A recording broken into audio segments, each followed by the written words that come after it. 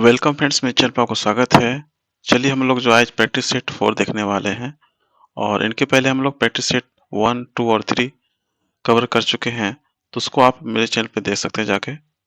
और चैनल आपका है परीक्षा समाधान, इनको जरूर सब्सक्राइब कर लीजिएगा ताकि जो हमेशा आपको अपडेट मिलता रहे। तो चलिए हम लोग क्वेश्चन देखें आपका आज प्रैक्टिस सेट 4 में आपका क्या-क्या क्वेश्चन है आपका है। आपका पहला क्वेश्चन है, वह संस्था जो इंटरनेट सेवाओं को प्राप्त करने, इस्तेमाल करने एवं उनमें भाग लेना संभव बनाने के लिए इस कार्य करती है। Which of the following makes it possible to receive, use and participate in internet service? तो इनका जो राइट आंसर होगा वो है आपका ऑप्शन डी हो जाएगा आपका इंटरनेट सर्विस प्रोवाइडर, जिनको हम लोग क्या बोलते हैं, आईएसपी बोलते हैं, इंटरनेट सर्विस प्रोवाइडर। याद रखिएगा, ये इनका जो है राइट आंसर हो जाएगा। चलिए हम समझते हैं आपका आईएसपी आखिर होता क्या है। आईएसपी आपको होता क्या है, इंटरनेट सर्विस प्रोवाइडर जो होता है आपका, वो क्या होता है। ये जो भी ग्राहक होते हैं उनको आपका केबल हो गया आपका और डीएसएल हो गया आपका, फाइबर ऑप्टिक्स हो गया आपका, फाइबर ऑप्टिक्स हो गया आपका और भी सैटेलाइट जैसे सहित विभिन्न तकनीक के द्वारा जो इंटरनेट से जोड़ता है आपको। तो ये आपका इंटरनेट सर्विस प्रोवाइडर का काम है, आपका आईएसपी का काम है आपका। इनको याद रखिएगा। चलिए हम बढ़ते हैं नेक्स्ट क्वेश्चन की ओर और अगला प्रश्न देखें आपका सेकंड नंबर। सेकंड क्वेश्चन आपका है, एमएस एक्सेल में करंट सेल एड्रेस को हाईलाइट करने के लिए निम्न में से किसका उपयोग किया जाता है।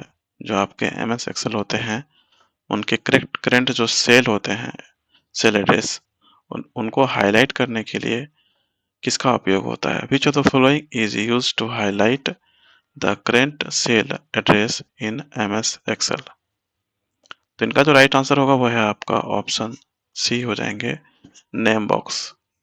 नेम बॉक्स इनका करेक्ट आंसर हो जाएगा ऑप्शन सी। चलिए नेक्स्ट क्वेश्चन देखें आपका थर्ड नंबर क्या है। थर्ड में आपका है, कंप्यूटर्स की चतुर्थ पीढ़ी का मुख्य अवयव क्या था। What was the main component of the fourth generation of computers. तो इनका राइट आंसर हो जाएगा वो है आपका ऑप्शन बी हो जाएगा। ये गलत है आपका, यहाँ पर होगा आपका सॉरी VLSI। याद रखिएगा, आपका जो चौथा पीढ़ी था आपका फोर्थ जनरेशन, इनमें आपका VLSI यूज हुआ था, ये याद रखना है। तो याद रखिएगा। और ये जो आपका VLSI है ये टाइम शेयरिंग इसमें सिस्टम था, याद रखिएगा। इनमें जो है चतुर्थ पीढ़ी में जो है यह टाइम शेयरिंग सिस्टम था आपका, ये भी आपको याद रखना है। और आपका चौथा पीढ़ी जो है फोर्थ जनरेशन, इनमें ही आपका जो है ये सी लैंग्वेज डेवलप हुआ था, ये भी आपको याद रखना है। तो ये सारे इंफॉर्मेशन है, आपको ये पता होना चाहिए। यह आपका जो वैक्यूम ट्यूब है ये आपका कब किस जनरेशन में था, ये आपके फर्स्ट जनरेशन में था। और अगर बात करें हम लोग ट्रांजिस्टर का, तो ये आपके सेकेंड जनरेशन में था। और जो आईसी आपके हैं ये आपके थर्ड जनरेशन में था, तो ये भी आपको पता होना चाहिए। चलिए हम बढ़ते हैं नेक्स्ट क्वेश्चन की ओर और अगला प्रश्न देखें आपका फोर्थ नंबर। आपका फोर्थ नंबर क्वेश्चन है, निम्नलिखित में से किस मेमोरी को बार बार रिफ्रेश करने की जरूरत पड़ती है। Which of the following memories needs refresh. तो इनका जो राइट आंसर होगा वो है आपका ऑप्शन बी हो जाएगा आपका डी रैम को बार बार रिफ्रेश करने की जरूरत पड़ती है। ये ऑप्शन जो है बी इनका राइट आंसर है। दोस्तों हम इनका जो है फुल फॉर्म ही देखते चलते हैं, ताकि कभी एग्जाम अगर आ जाए इनसे क्वेश्चन तो आपका फुल फॉर्म आपको पता होना चाहिए। तो इनका जो फुल फॉर्म होता है वो होता है डायनामिक रैंडम एक्सेस मेमोरी होता है। याद रखिएगा, डायनामिक रैंडम एक्सेस मेमोरी, ये होता है इनका फुल फॉर्म, ये भी आपको पता होना चाहिए। अगर हम बात करें यहाँ पे एस रैम का, इनका होता है आपका स्टैटिक होता है, और आप साथ में आप इनको जोड़ सकते हैं रैम। और अगर हम बात करें यहाँ पे पी रोम का, तो इनका क्या होता है programmable read only sorry programmable read only memory होता है, ये भी आपको पता होना चाहिए। प्रोग्रामेबल रीड ओनली मेमोरी, ये भी आपको याद होना चाहिए। अगर हम बात करें यहाँ पे ई पी रोम का बात करें, तो इनका क्या होता है आपका इलेक्ट्रिकली इरेजेबल पी रोम, ये भी आपको पता होना चाहिए। तो इनका भी फुल फॉर्म देखते हैं।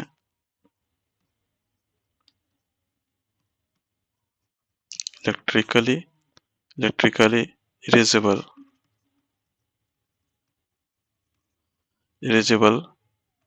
एंड आपका जो है पी रोम। तो पी रोम का तो हम बता चुके हैं, प्रोग्रामेबल रीड मेमोरी होता है आपका, रीड ओनली मेमोरी।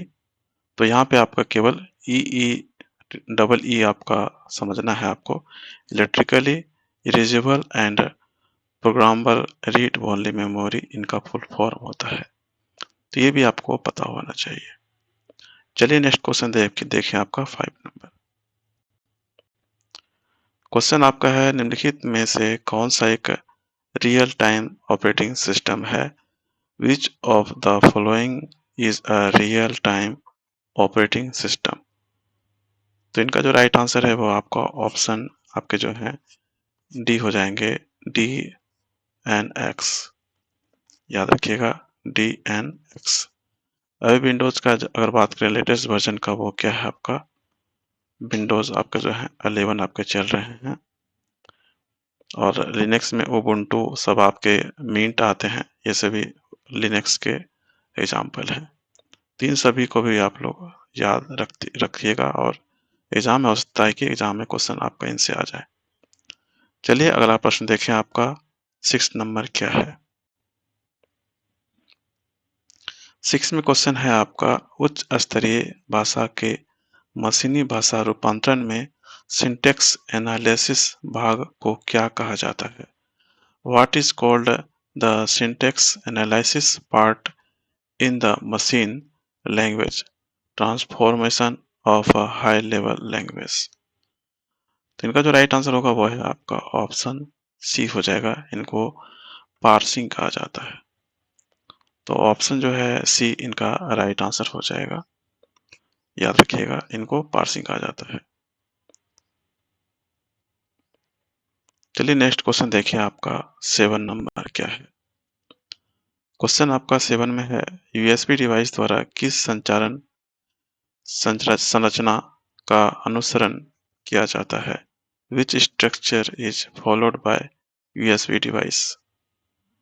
इनका जो राइट आंसर है वो आपका ऑप्शन ए हो जाएगा, आपका ट्री। याद रखिएगा, इनका राइट आंसर क्या हो जाएगा, ट्री होगा।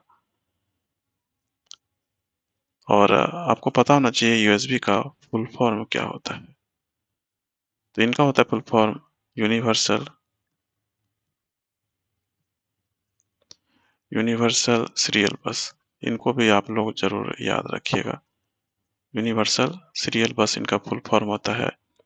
आपके जो यूएसबी है, ये आपके जो हैं ये सेकेंडरी डिवाइस में आते हैं, सेकेंडरी स्टोरेज डिवाइस में आते हैं।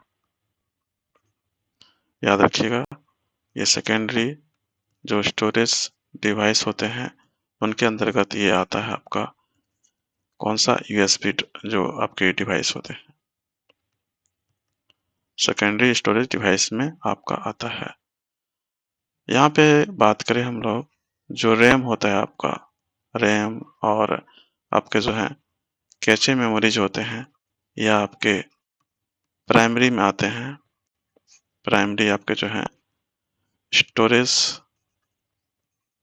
डिवाइस के अंतर्गत अगर बात करें हम लोग, तो ये रैम और कैचे मेमोरी आपका आता है। तो ये भी आपको याद रखना है। अगर आपसे पूछा जाए कि प्राइमरी स्टोरेज डिवाइस इनमें से कौन सा है, तो रैम और कैचे दो हैं आपके, वो आप जरूर याद रखिएगा। चलिए हम लोग अगले प्रश्न पे बढ़े आगे, और 8 नंबर देखिए क्या है आपका। 8 में क्वेश्चन आपका है, मल्टी प्रोग्रामिंग का प्रयोग किस पीढ़ी के कंप्यूटर्स से शुरू हुआ है? जो मल्टी प्रोग्रामिंग का प्रयोग है वो किस पीढ़ी के कंप्यूटर से शुरू हुआ है? In which generation of computers did they use multi-programming being? इनका जो राइट आंसर है वो आपका ऑप्शन आपके जो है सी हो जाएंगे। जो तृतीय पीढ़ी है, थर्ड जनरेशन, इनमें आपका जो है मल्टी प्रोग्रामिंग का प्रयोग यहाँ से आपका शुरू होता है।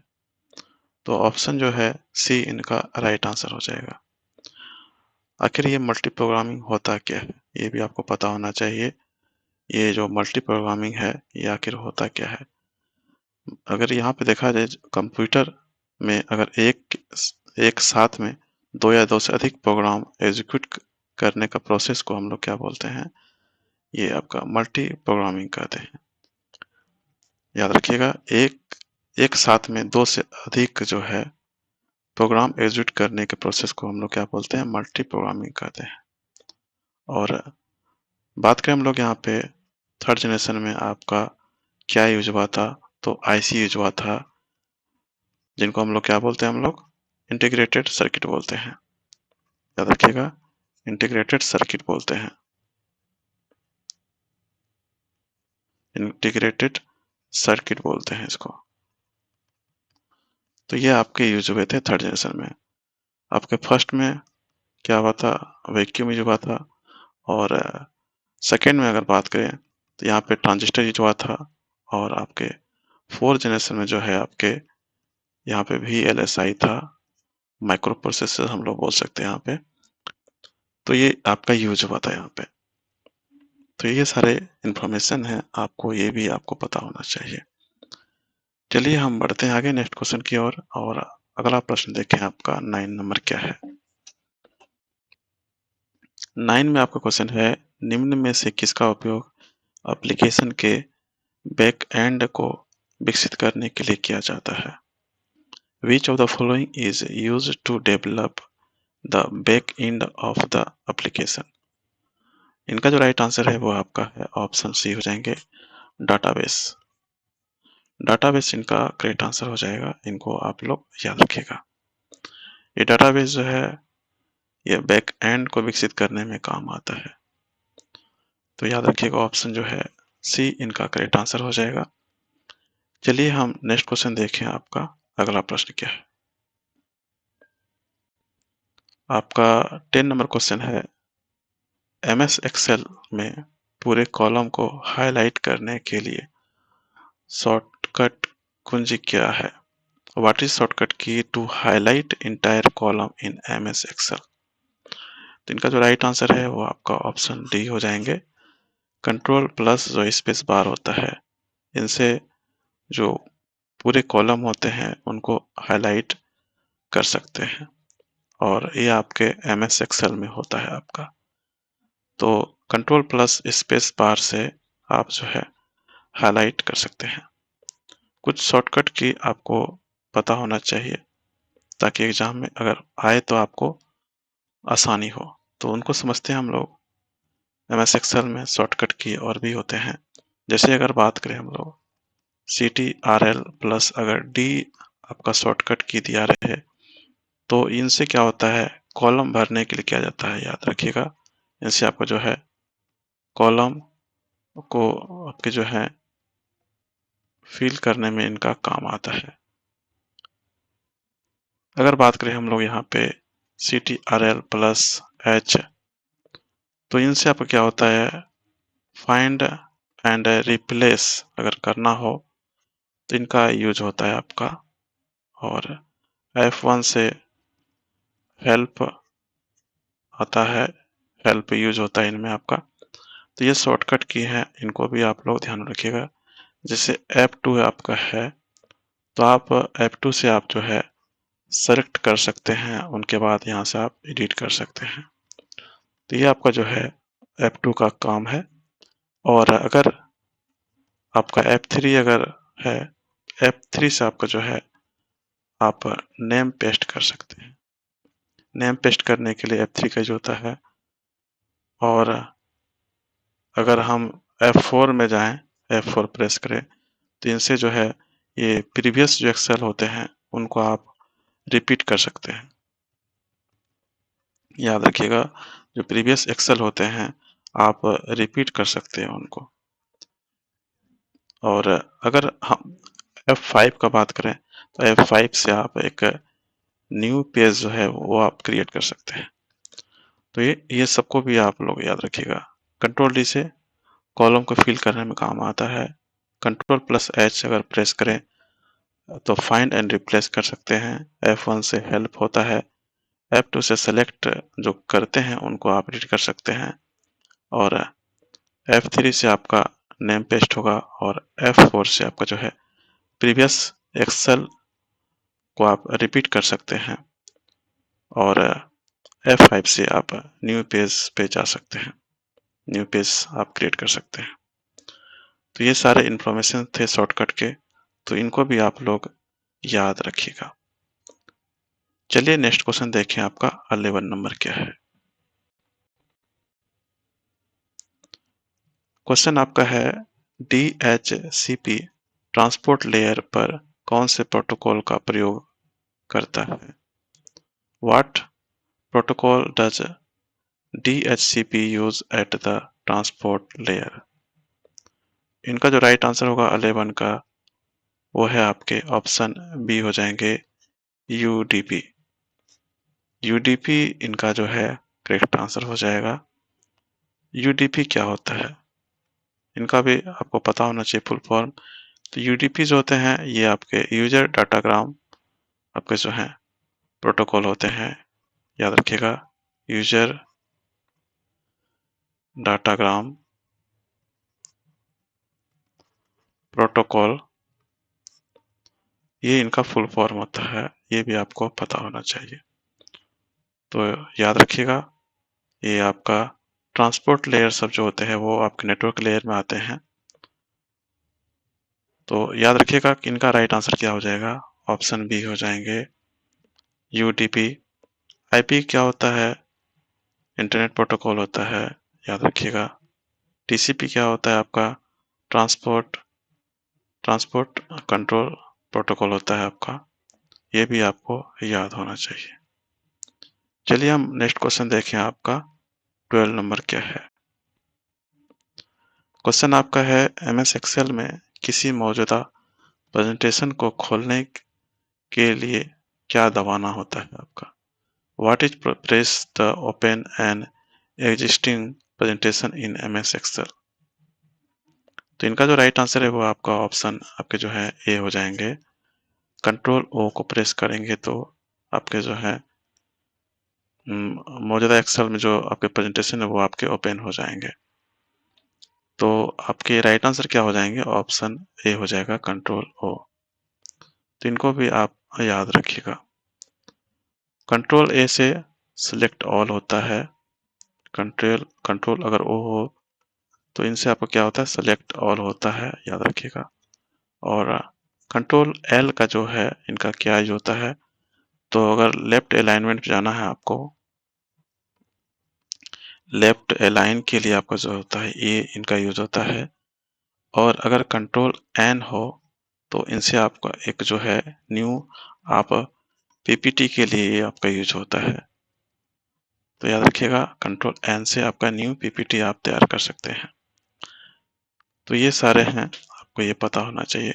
जैसे आपका अगर Alt F2 और आपका अगर बात करें F12, इन दोनों का क्या यूज होता है, तो ये इनसे आपका जो अगर प्रेस करेंगे आप तो सेव एज का जो डायलॉग बॉक्स होता है वो आपका क्या हो जाएगा, ओपन हो जाएगा।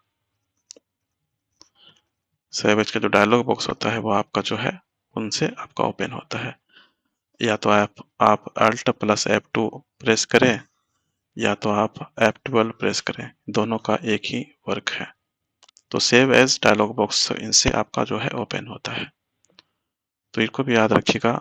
अगर आप किसी पीपीटी को आपको ओपन है, आपको क्लोज करना है, तो उनके लिए आपका शॉर्टकट क्या होता है। क्लोज करना है पीपीटी को, पीपीटी क्लोज करने के लिए आपका शॉर्टकट क्या होता है आपका, तो आप कंट्रोल प्लस जो है W भी आप यूज कर सकते हैं, अन्यथा आप जो है कंट्रोल प्लस जो है F4 से भी आप उनको क्लोज कर सकते हैं। तो इन सभी को आप लोग जरूर याद रखिएगा। चलिए हम नेक्स्ट क्वेश्चन देखें, आपका 13 नंबर क्या है। आपका क्वेश्चन है MS एक्सेस में करेंसी डेटा टाइप के डेटा को स्टोर करने के लिए कितनी मेमोरी साइज की जरूरत पड़ती है। What is memory size required to store currency data type data in MS Access. तो इनका जो राइट आंसर है वो आपका है 8 बाइट्स का जरूरत पड़ता है, याद रखिएगा 8 बाइट आपका जरूरत पड़ता है इनमें, तो इनको आप जरूर याद रखिएगा। तो ऑप्शन जो है बी इनका राइट आंसर हो जाएगा। चलिए समझते हैं, जो सबसे छोटी इकाई होती है वो आपका बीट होता है, याद रखिएगा। तो अगर अगर बात करें हम लोग एक बीट बराबर कितना होता है, तो ये आपका बाइनरी होता है, आपका बाइनरी एक बीट बराबर बाइनरी आपका 0 या 1 होगा आपका। तो 4 बीट बराबर कितना होता है, 4 बीट बराबर आपका जो है एक निब्बल होता है, याद रखिएगा। 4 बीट बराबर एक आपका जो है निब्बल होता है। और आपके जो है 8 बीट बराबर कितना होता है आपका, 8 बीट बराबर एक बाइट होता है, ये भी आपको पता होना चाहिए। और 8 बिट बराबर जो है आपका 1 जो है ओसीटेट होता है आपका, याद रखिएगा। तो ये सारे इंफॉर्मेशन इनको भी आपको पता होना चाहिए। आपके एग्जाम में पूछ जाते हैं क्वेश्चन आपका कि 8 बिट बराबर कितने बाइट होते हैं, या एक निब्बल बराबर कितने बीट होते हैं। तो आपसे एग्जाम में कुछ भी क्वेश्चन पूछ सकता है, या तो आपसे पूछ सकता है कि एक ओसी ओसीटेट बराबर कितना बीट होता है, तो 8 बीट होता है। तो याद रखिएगा, इन सभी को सभी इंपॉर्टेंट हैं आपके एग्जाम के लिए। चलिए नेक्स्ट क्वेश्चन देखें, आपका 14 नंबर क्या है। आपका क्वेश्चन है 14 नंबर, निम्न में से कौन सा एक इलेक्ट्रोफोटोग्राफिक प्रिंटर है। Which of the following is an electrophotographic printer. तो इनका जो राइट आंसर होगा वो है आपके ऑप्शन बी हो जाएंगे, लेजर। लेजर जो आपके होते हैं, ये एक आपका इलेक्ट्रोफोटोग्राफिक प्रिंटर है, ये भी आपको पता होना चाहिए। यहाँ पे अगर बात करें हम लोग प्रिंटर का, तो यहाँ पे एक इम्पैक्ट प्रिंटर होता है और नॉन इम्पैक्ट प्रिंटर होता है। तो याद रखिएगा, जो प्रिंटर होते हैं आपके नॉन इम्पैक्ट प्रिंटर का बात करें अगर हम लोग, नॉन इम्पैक्ट प्रिंटर का बात करें अगर हम लोग, इनमें आपका जो है थर्मल प्रिंटर हो गया आपका, लेजर प्रिंटर हो गया आपका, थर्मल, लेजर, इंकजेट, ये जो होते हैं आपके, ये सभी जो हैं आपके नॉन इम्पैक्ट प्रिंटर में आते हैं। और इनके अलावा जितने प्रिंटर हो गए आपके, वो इम्पैक्ट प्रिंटर में हो जाएंगे। तो याद रखिएगा, तीन को जरूर याद रखिएगा। अगर आपसे पूछा जाए नॉन इम्पैक्ट प्रिंटर में कौन कौन से आते हैं, तो थर्मल आपका, लेजर और इंकजेट। और इनके अलावा जितने बच गए प्रिंटर आपके, जैसे आपका डेजीविल हो गए, ये सब सारे जितने भी हैं, तो ये सभी आपके जो है इम्पैक्ट प्रिंटर में आ जाएंगे। तो वो भी आपको याद रखना चाहिए। अगर इंकजेट प्रिंटर का बात करें, इनमें जो है जो बोतल का कलर होता है आपका इंकजेट प्रिंटर में, जो बोतल का जो कलर होता है, जो रंग होता है आपका, वो आपका किस में होता है, आपका RBY होता है, मतलब कि रेड, एक होता है आपका ब्लू और एक होता है आपका येलो। तो इसको भी आप लोग जरूर याद रखिएगा। तो रेड, ब्लू और येलो यूज होता है आपके इंकजेट प्रिंटर में। आपने देखा होगा जितने भी प्रिंटर अभी इंकजेट प्रिंटर आपके यूज होते हैं उसमें 3 कलर होते हैं, रेड, ब्लू और येलो। इन्हीं से आपका जो है कलर बनता है आपका उनमें। तो याद रखिएगा इंकजेट प्रिंटर में आपका जो है रेड, ब्लू और येलो ये आपके यूज होते हैं। तो इनको भी आप लोग जरूर याद रखिएगा। जो आपके इम्पैक्ट प्रिंटर होते हैं तो उनमें आपका जो है डॉट मैट्रिक्स हार्ड कॉपी आपका जो है उनमें आपका यूज होता है आपका, याद रखिएगा। और इनमें जो आपका यूज होता है आपका CMYK, ये आपके कलर यूज होते हैं। इनको आप कह सकते हैं ये आपका होता है। और मैगेंटा मैगेनेटा ये आपके होते हैं मैगेनेटा और येलो, और आपके एक होते हैं ब्लैक। ये आपके 4 यूज होते हैं जो आपके हार्ड कॉपी होते हैं। तो इनको भी आप लोग जरूर याद रखिएगा। तो ये सारे इंपॉर्टेंट हैं, आपको सब पता होना चाहिए। चलिए हम नेक्स्ट क्वेश्चन देखें, आपका 15 नंबर क्या है। 15 में क्वेश्चन आपका है MS जो विंडोज बैकअप इंफॉर्मेशन फाइल को सहेजने के लिए फाइल फॉर्मेट का उपयोग किया जाता है। Which file format is used to save MS Windows backup information file. तो इनका जो राइट आंसर है वो आपका ऑप्शन आपके जो है सी हो जाएंगे, WWBCAT। ये इनके एक्सटेंशन होते हैं। तो याद रखिएगा जो MS Windows backup information file होते हैं उनका जो एक्सटेंशन होता है वो आपका .WBCAT, ये होते हैं इनका एक्सटेंशन। तो ये आपको पता होना चाहिए। तो वेबकैट ये इनके शॉर्ट आपके एक्सटेंशन होते हैं, इनको याद रखिएगा। MS विंडोज जो बैकअप इंफॉर्मेशन फाइल होते हैं उनका एक्सटेंशन होता है आपका वेबकैट। चलिए हम बढ़ते हैं नेक्स्ट क्वेश्चन की ओर और अगला प्रश्न देखें आपका 16 नंबर। आपका क्वेश्चन है 16 नंबर, निम्न में से कौन सा राज्य पावर सेक्टर में साइबर सिक्योरिटी लागू करने वाला प्रथम राज्य बना है। जो साइबर सिक्योरिटी होता है आपका साइबर सिक्योरिटी लागू करने वाला ये कौन सा पहला आपका राज्य है। तो इनका जो राइट आंसर होगा वो है आपका ऑप्शन बी हो जाएगा आपका, वो है आपका मध्य प्रदेश। याद रखिएगा मध्य प्रदेश ये इनका राइट आंसर हो जाएगा। याद रखिएगा कुछ आपके और भी हैं जो आपके लॉन्च किए हैं राज्य ने, वो भी आपको पता होना चाहिए। जैसे आपका जो है हैक होता है जो आपका HACK, ये हैक जो होता है ये आपके लॉन्च किए हैं। तो वो कौन सा राज्य किए हैं, तो वो कर्नाटक ने किया, याद रखिएगा। ये भी आपसे एग्जाम पूछ सकता है। या तो साइबर सेफ वुमेन जो होता है, साइबर सेफ जो है, साइबर सेफ वुमेन, ये आपके जो है महाराष्ट्र सरकार ने आपका लॉन्च किया था। तो ये भी आपको याद होना चाहिए। ये हैक जो है कर्नाटक द्वारा लॉन्च किया गया है और ये साइबर सेफ वुमेन जो है ये आपके महाराष्ट्र के द्वारा लॉन्च किया गया। तो ये भी आपको पता होना चाहिए। चलिए हम अगला प्रश्न देखें आपका नेक्स्ट क्वेश्चन आपका जो है 17 नंबर।